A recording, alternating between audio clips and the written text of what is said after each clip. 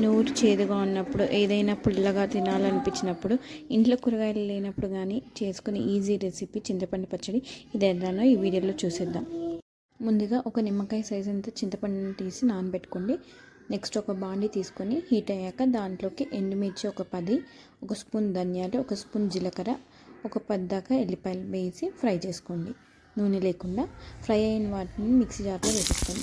Next ఒక spoon oil వేసేసి ఒక చిన్న ఉల్లిపాయ వేసి ఫ్రై చేసుకోండి. దాంట్లోనే కొంచెం కొత్తిమీర వేసి ఫ్రై చేయండి.